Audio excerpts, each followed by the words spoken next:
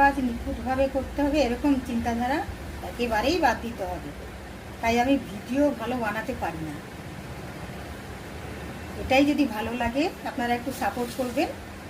তো আজ আমি বানাতে চলেছি রান্নাঘরে এগুলি।